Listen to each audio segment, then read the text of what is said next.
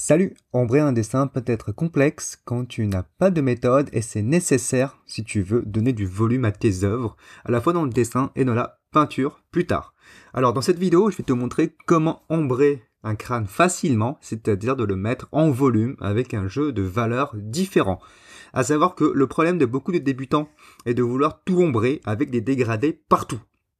C'est vraiment l'inverse qu'il faut faire, c'est-à-dire de tout simplifier par des zones grises assez uniformes, et c'est vraiment de cette façon de faire que tu vas réussir à ombrer ton dessin et en plus avec facilité. Donc dans cette vidéo, je vais te montrer comment j'ombre un dessin que j'ai fait précédemment, c'est le dessin du crâne que j'ai fait. Si tu veux le voir, je le mets le lien en haut à gauche, en haut à droite de la vidéo, tu retrouveras comment j'ai fait le dessin. Mais ici, l'important c'est de voir comment j'ombre pas à pas. Donc c'est parti pour le dessin. Alors tu vois, comme tu as vu, je pars d'un dessin déjà fait.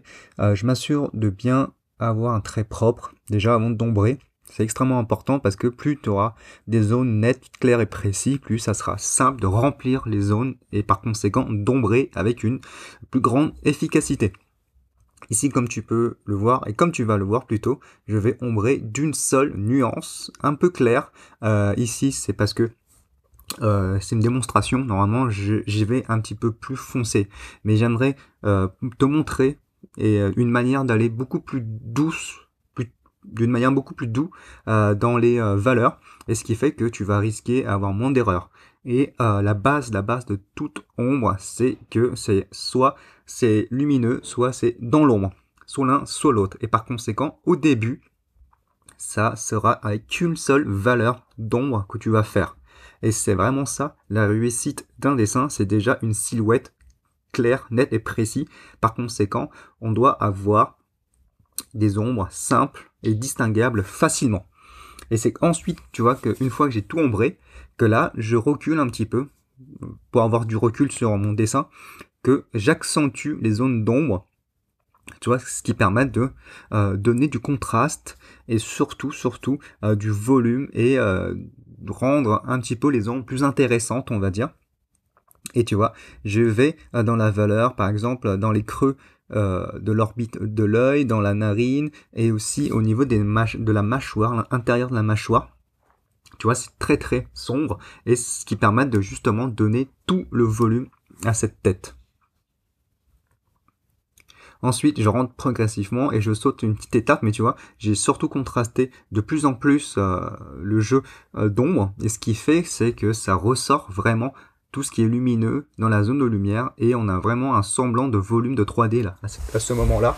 Et en fait, l'ombre, le travail d'ombre que j'ai fait, j'ai pas réfléchi en termes de dégradé, mais j'ai réfléchi en termes de plan. C'est comme si tu avais plusieurs calques, plusieurs feuilles calques, mais avec avec un noir d'une opacité différente, et ce qui fait c'est couche par couche, tu vois. C'est pas un dégradé, tu vois, je pars pas du blanc au plus foncé, je pars de couche. Je pars de par exemple 10% de noir, ensuite un 20% de noir et ensuite un 30% de noir.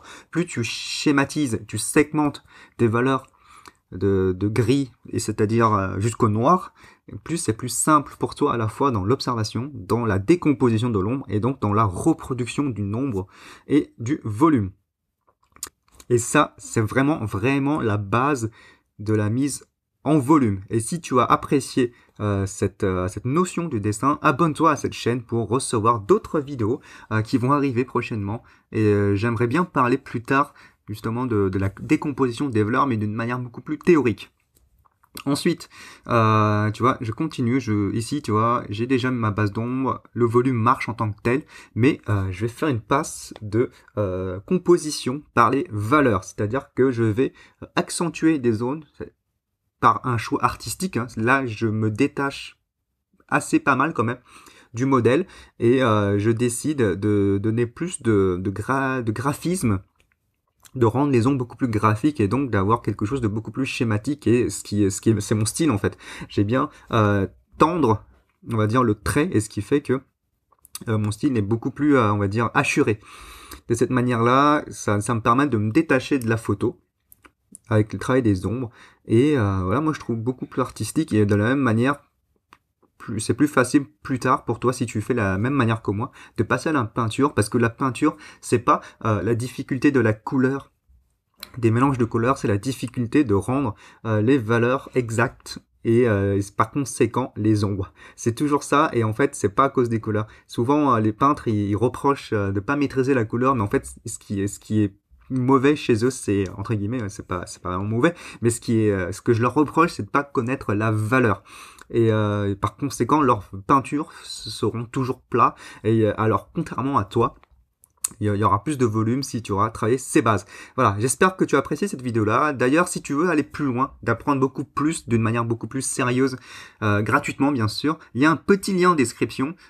En description, donc tu as juste à cliquer sur ce petit lien, c'est itar.fr/YouTube, YT, ce qui t'amène vers une page où je te montre comment recevoir 85% de mes techniques de dessin, pour voilà, pour apprendre beaucoup plus sur le dessin, plus en profondeur, avec un état d'esprit d'artiste, pas comme un état d'esprit de robocopieur. Voilà, ce qui va te permettre de forger un style qui te plaît à toi avant tout, avant de plaire aux autres. Voilà, donc c'est la fin de cette vidéo-là. Moi, je t'invite aussi à regarder comment j'ai dessiné ce crâne, à t'abonner à cette chaîne, et à la prochaine. Salut!